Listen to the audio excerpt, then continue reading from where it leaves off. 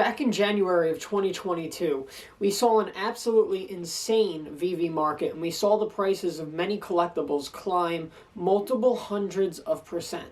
So today what we will be talking about is 3 mistakes that I made and things that I wish I did differently during that insane bull run that we saw in the month of January.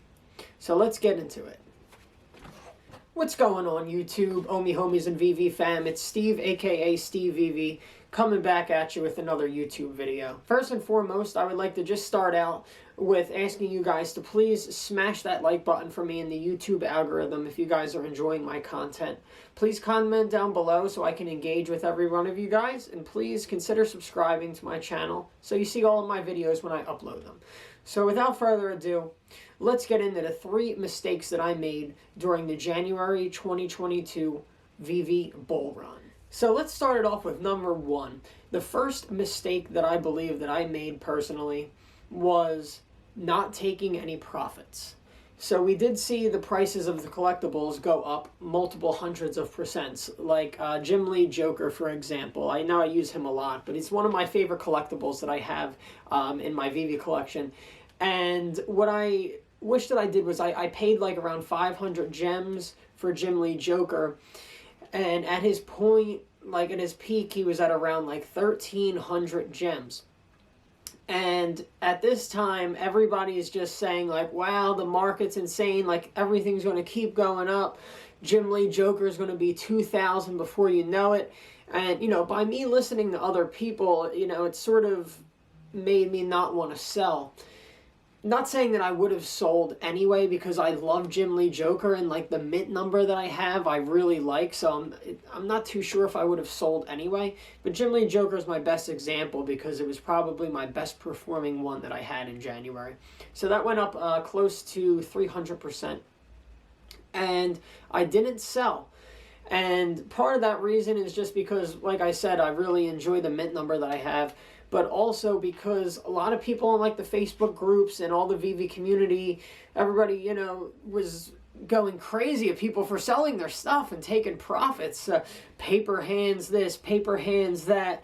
Just wait another month from now, everything's going to be, you know, another couple 100% higher. People didn't sell their waltz at 50,000 gems because they were being called paper hands, or just wait till walt is 100,000 next month and you sold it for 50,000 and all you took out of it was a $30,000 USDT or $30,000 in PayPal. Why would you do that? You're going to be so upset when it's 100,000. Now we got walt down into the 20s, and now people are lucky if they can cash it out at, you know, $10,000, $12,000, $15,000 USDT. So it's easy to fall into that, you know, that trap of like, oh, my collectibles went up a couple hundred. How many more hundreds of percent is it going to go up?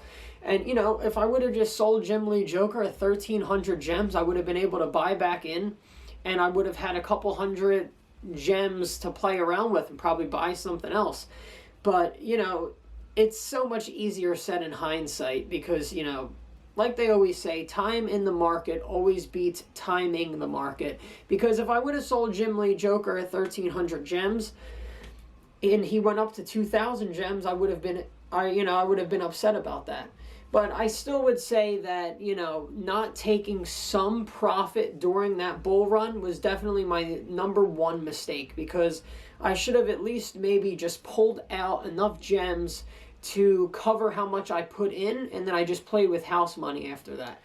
All right, the number 2 lesson that I learned during the bull run was to not FOMO into things. It's so easy to just want to buy this, want to buy that, want to buy this. Oh, I saw this one go up a couple 100%. This one went up 1,000%. I need to get in on this. I'm going to miss this. I'm going to miss that. You know, and that's not a good mindset to have, because back in December, I wasn't wanting to buy many of these things that I was considering in January. And thank God I didn't buy into the peak of some of these collectibles in January, because man, have they fallen a lot. But I really was considering buying things in January that I wasn't considering buying in December for like many hundred gems less. You know, it was like I was looking at Wonder Woman at 300, and I was like, nah, I'm not a big fan of this Wonder Woman FA. And then next thing you know, Wonder Woman's 1,300 gems, and I'm like, ooh, maybe this is a really good play. Maybe I should buy in at Wonder Woman at 1,300. And now we see how that would have went if I went and I bought Wonder Woman at 1,300. Thank God I didn't. But I did FOMO into first appearance Robin, which I paid like 375, and it's down to like 150 right now. You know, it could have been a lot worse, and I could have been down on, you know, 1,000 gems on certain things. Like, you know, some people purchased Batman versus Killer Croc battle statue at 2,250, 2,500 gems, and it's sitting at like 475 right now. You know, sheesh. Who knows if these people are even going to recover that? You know what I mean? Is it even going to touch 2,000 again? Who knows? But that was, you know, a lot of people really, they dropped the bag on that, and they fumbled the bag at the same time, because there's way many better things that they could have bought than Batman versus Killer Croc at 2,000 plus.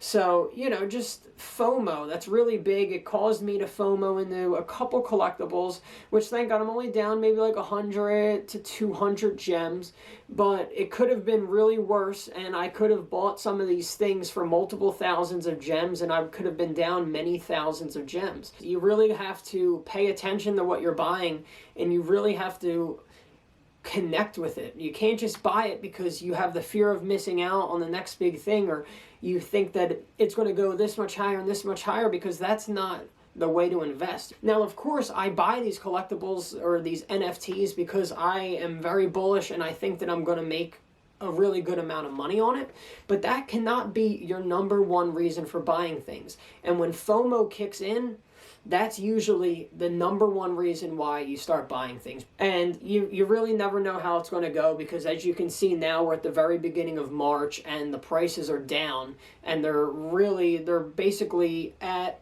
where they were in December for most things. Really use your knowledge and really connect with the things that you're going to buy, and don't just buy into it because people are telling you this is going to be the next big thing. All right, and here we go. Number 3, last but not least, is don't only look at things from a positive perspective. Now, of course, you should always be a glass is half full type of person, and you should always be looking at things from a positive mindset and a positive view.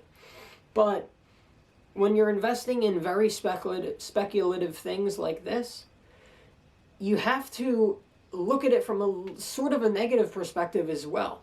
And it's hard to do that when you see things that are going up multiple hundreds of percent, and this sort of falls into my point number 2, which is fear of missing out.